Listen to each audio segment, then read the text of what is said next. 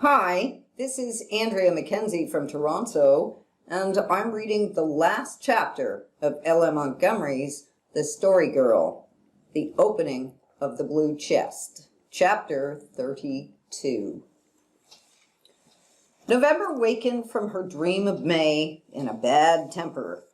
The day after the picnic, a cold autumn rain set in, and we got up to find our world a drenched, wind-writhen place, with sodden fields and dour skies. The rain was weeping on the roof as if it were shedding the tears of old sorrows. The willow by the gate tossed its gaunt branches wildly, as if it were some passionate spectral thing wringing its fleshless hands in agony. The orchard was haggard and uncomely. Nothing seemed the same except the staunch, trusty old spruces. It was Friday, but we were not to begin going to school again until Monday, so we spent the day in the granary, sorting apples and hearing tales. In the evening, the rain ceased, the wind came around to the northwest, freezing suddenly, and a chilly yellow sunset beyond the dark hills seemed to herald a brighter morrow. Felicity and the Story Girl and I walked down to the post office for the mail, along a road where fallen leaves went eddying fitfully up and down before us in weird, uncanny dances of their own. The evening was full of eerie sounds, the creaking of fir boughs, the whistle of the wind in the treetops, the vibrations of strips of dried bark on the rail fences. But we carried summer and sunshine in our hearts, and the bleak unloveliness of the outer world only intensified our inner radiance. Felicity wore her new velvet hood with a coquettish little collar of white fur about her neck.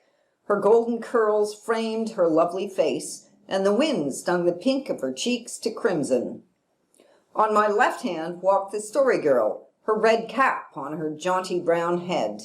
She scattered her words along the path like the pearls and diamonds of the old fairy tale.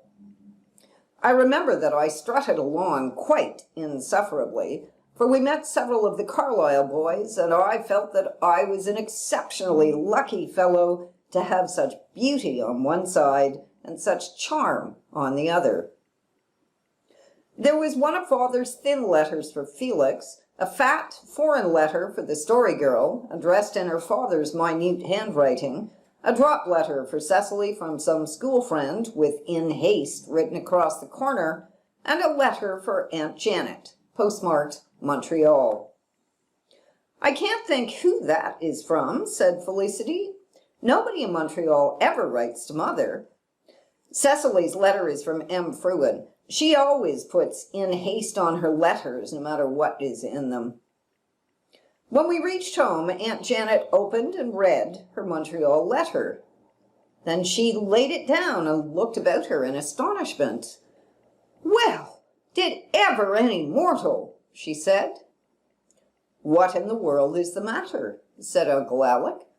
"This letter is from James Ward's wife in Montreal," said Aunt Janet solemnly. "Rachel Ward is dead. And she told James' wife to write to me and tell me to open the old blue chest." "Hooray!" shouted Dan. "Donald King," said his mother severely, "Rachel Ward was your relation and she is dead. What do you mean by such behavior?" "I never was acquainted with her," said Dan sulkily, "and I wasn't hurrahing because she is dead. I hurrayed because that blue chest is to be opened at last." "So poor Rachel is gone," said Uncle Alec. "She must have been an old woman, 75, I suppose. I remember her as a fine, blooming young woman. Well, well, and so the old chest is to be opened at last. What is to be done with its contents?" "Rachel left instructions about them," answered Aunt Janet, referring to the letter. "The wedding dress and veil and letters are to be burned. There are 2 jugs in it which are to be sent to James' wife. The rest of the things are to be given around among the connection. Each member is to have one to remember her by." "Oh, Can't we open it right away this very night? Said Felicity eagerly. No, indeed. Aunt Janet folded up the letter decidedly. That chest has been locked up for 50 years, and it'll stand being locked up one more night. You children wouldn't sleep a wink tonight if we opened it. Now you go wild with excitement. I'm sure I won't sleep anyhow, said Felicity. Well, at least you'll open it the first thing in the morning, won't you, Ma? No, I'll do nothing of the sort, was Aunt Janet's pitiless decree. I want to get the work out of the way first, and Roger and Olivia will want to be here too. We'll say 10 o'clock tomorrow forenoon. That's 16 whole hours yet, sighed Felicity. I'm going right over to tell the Story Girl, said Cecily. Won't she be excited? We were all excited. We spent the evening speculating on the possible contents of the chest, and Cecily dreamed miserably that night that the moths had eaten everything in it. The morning dawned on a beautiful world. A very slight fall of snow had come in the night, just enough to look like a filmy veil of lace flung over the dark evergreens and the hard, frozen ground. A new blossom time seemed to have revisited the orchard. The spruce wood behind the house appeared to be woven out of enchantment. There is nothing more beautiful than a thickly growing wood of firs lightly powdered with new-fallen snow. As the sun remained hidden by gray clouds, this fairy beauty lasted all day. The Story Girl came over early in the morning, and Sarah Ray, to whom faithful Cecily had sent word, was also on hand. Felicity did not approve of this. Sarah Ray isn't any relation to our family, she scolded to Cecily, and so she has no right to be present. She's a particular friend of mine, said Cecily with dignity. We have her in everything, and it would hurt her feelings dreadfully to be left out of this. Peter is no relation either, but he is going to be here when we open it, so why shouldn't Sarah? Peter ain't a member of the family yet, but maybe he will be someday. Hey, Felicity, said Dan. You're awful smart, aren't you, Dan King, said Felicity, reddening. Perhaps you'd like to send for Kitty Marr, too, even though she does laugh at your big mouth. It seems as if 10 o'clock would never come, sighed the Story Girl. The work is all done, and Aunt Olivia and Uncle Roger are here, and the chest might just as well be opened right away. Mother said 10 o'clock, and she'll stick to it, said Felicity crossly. It's only 9 now.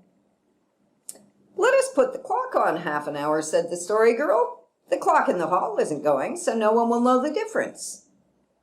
We all looked at each other. I wouldn't dare, said Felicity irresolutely. Oh, if that's all, I'll do it, said the Story Girl. When 10 o'clock struck, Aunt Janet came into the kitchen, remarking innocently that it hadn't seemed any time since 9. We must have looked horribly guilty, but none of the grown-ups suspected anything. Uncle Alec brought in the axe and pried off the cover of the old blue chest, while everybody stood around in silence. Then came the unpacking. It was certainly an interesting performance. Aunt Janet and Aunt Olivia took everything out and laid it on the kitchen table. We children were forbidden to touch anything, but fortunately we were not forbidden the use of our eyes and tongues. There are the pink and gold vases Grandmother King gave her, said Felicity, as Aunt Olivia unwrapped from their tissue paper swathings a pair of slender, old-fashioned, twisted vases of pink glass, over which little gold leaves were scattered. Aren't they handsome? And oh, exclaimed Cecily in delight, there's the china fruit basket with the apple on the handle. Doesn't it look real? I thought so much about it. Oh, Mother, please let me hold it for a minute. I'll be careful as careful. There comes the china set Grandfather King gave her, said the Story Girl wistfully. Oh, it makes me feel sad. Think of all the hopes that Rachel Ward must have put away in this chest with all her pretty things. Following these came a quaint little candlestick of blue china and the 2 jugs which were to be sent to Jane's wife. "They are handsome," said Aunt Janet rather enviously. "They must be 100 years old. Aunt Sarah Ward gave them to Rachel, and she had them at least 50 years. I should have thought 1 would have been enough for Jane's wife, but of course we must do just as Rachel wished. I declare, here's a dozen tin patty pans." "Tin patty pans aren't very romantic," said the Story Girl discontentedly. "I notice that you are as fond of as anyone of what is baked in them," said Aunt Janet. "I've heard of those patty pans. An old servant Grandmother King had then gave them to Rachel. Now we are coming to the linen. That was Uncle Edward Ward's present. How yellow it has grown." We children were not greatly interested in the sheets and tablecloths and pillowcases which now came out of the capacious depths of the old blue chest, but Aunt Olivia was quite enraptured over them. "What sewing!" she said. "Look, Janet, you'd almost need a magnifying glass to see the stitches, and the dear old-fashioned pillow slips with buttons on them." "Here are a dozen handkerchiefs," said Aunt Janet. "Look at the initial in the corner of each. Rachel learned that stitch from a nun in Montreal. It looks as if it was woven into the material." "Here are her quilts," said Aunt Olivia.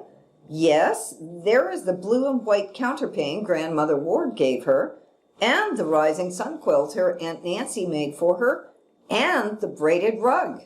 The colors are not faded one bit. I want that rug, Janet." Underneath the linen were Rachel Ward's wedding clothes. The excitement of the girls waxed red-hot over these. There was a paisley shawl and the wrappings in which it had come from the store, and a wide scarf of some yellowed lace.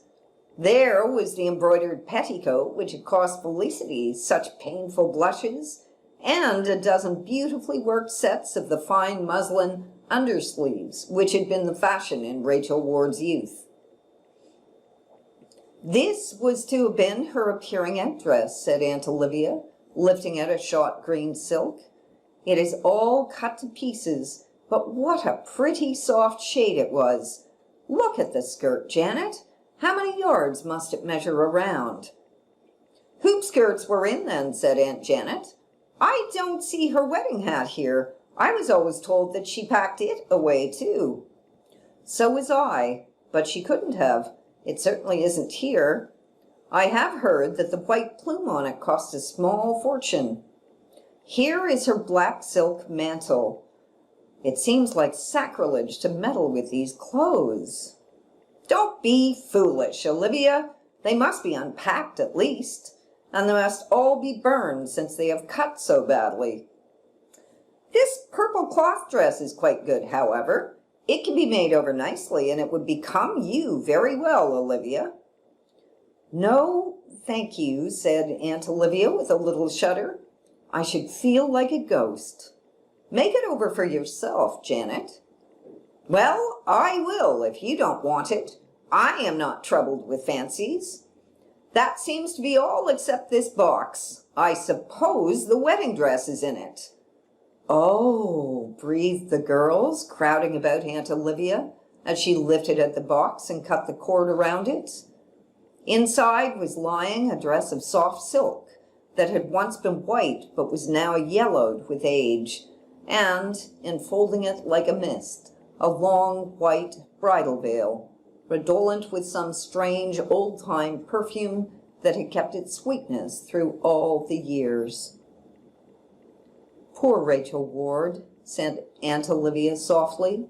"Here is her point lace handkerchief. She made it herself. It is like a spider's web. Here are the letters Will Montague wrote her. And here," she added, taking up a crimson velvet case with a tarnished gilt clasp, "are their photographs, his and hers." We looked eagerly at the daguerreotypes in the old case. "Why, Rachel Ward wasn't a bit pretty, exclaimed the Story Girl in poignant disappointment. No, Rachel Ward was not pretty. That had to be admitted. The picture showed a fresh young face with strongly marked, irregular features, large black eyes, and black curls hanging around the shoulders in old-time style. Rachel wasn't pretty, said Uncle Alec, but she had a lovely color and a beautiful smile. She looks far too sober in that picture. She has a beautiful neck and bust, said Aunt Olivia critically. Anyhow, Will Montague was really handsome, said the Story Girl. A handsome rogue, growled Uncle Alec. I never liked him. I was only a little chap of 10, but I saw through him. Rachel Ward was far too good for him. We would dearly have liked to get a peep into the letters, too, but Aunt Olivia would not allow that. They must be burned unread, she declared. She took the wedding dress and veil, the picture case, and the letters away with her. The rest of the things were put back into the chest, pending their ultimate distribution. Aunt Janet gave each of us boys a handkerchief. The Story Girl got the blue candlestick, and Felicity and Cecily each got a pink and gold vase. Even Sarah Ray was made happy by the gift of a little china plate, with a loudly colored picture of Moses and Aaron before Pharaoh in the middle of it. Moses wore a scarlet cloak, while Aaron disported himself in bright blue. Pharaoh was arrayed in yellow. The plate had a scallop border with a wreath of green leaves around it. I shall never use it to eat off, said Sarah rapturously. I'll put it up on the parlor mantelpiece. I don't see much use in having a plate just for ornament, said Felicity. It's nice to have something interesting to look at, retorted Sarah, who felt that the soul must have food as well as the body. I'm going to get a candle for my candlestick and use it every night to go to bed with, said the Story Girl. And I'll never light it without thinking of poor Rachel Ward. But I do wish she had been pretty. Well, said Felicity, with a glance at the clock, it's all over, and it has been very interesting. But that clock has got to be put back to the right time sometime through the day. I don't want bedtime coming a whole half hour before it ought to. In the afternoon, when Aunt Janet was over at Uncle Roger's, seeing him and Aunt Olivia off to town, the clock was righted. The Story Girl and Peter came over to stay all night with us, and we made taffy in the kitchen, which the grown-ups kindly gave over to us for that purpose. Of course it was very interesting to see the old chest unpacked, said the Story Girl, as she stirred the contents of a saucepan vigorously. But now that it is over, I believe I am sorry that it is opened. It isn't mysterious any longer. We know all about it now, and we can never imagine what things are in it anymore. It's better to know than to imagine, said Felicity. Oh, no, it isn't, said the Story Girl quickly. When you know things, you have to go by facts. But when you just dream about things, there's nothing to hold you down. You're letting the taffy scorch, and that's a fact you'd better go by, said Felicity, sniffing. Haven't you got a nose? When we went to bed, that wonderful white enchantress, the moon, was making an elfland of the snow-misted world outside. From where I lay, I could see the sharp tops of the spruces against the silvery sky. The frost was abroad, and the winds were still, and the land lay in glamour. Across the hall, the Story Girl was telling Felicity and Cecily the old tale of Argive Helen and evil-hearted Paris. But that's a bad story, said Felicity, when the tale was ended. She left her husband and run away with another man. I suppose it was bad 4,000 years ago, admitted the Story Girl. But by this time, the bad must have all gone out of it. It's only the good that could last so long. Our summer was over. It had been a beautiful one. We had known the sweetness of common joys, the delight of dawns, the dream and glamour of noontides, the long purple peace of carefree nights. We had had the pleasure of birdsong, of silver rain on greening fields, of storm among the trees, of blossoming meadows, and of the converse of whispering leaves. We had had brotherhood with wind and star, with books and tales, and hearth fires of autumn. Ours had been the little loving tasks of every day, blithe companionship, shared thoughts, and adventuring. Rich were we in the memory of those opulent months that had gone from us, richer than we then knew or suspected. And before us was the dream of spring. It is always safe to dream of spring, for it is sure to come, and if it be not just as we have pictured it, it will be infinitely sweeter. The end of Ella Montgomery's The Story Girl. Thank you all for listening once again and for participating in our reading of Ella Montgomery's The Story Girl. This is Andrea from Toronto signing off. Thanks for listening and bye for now.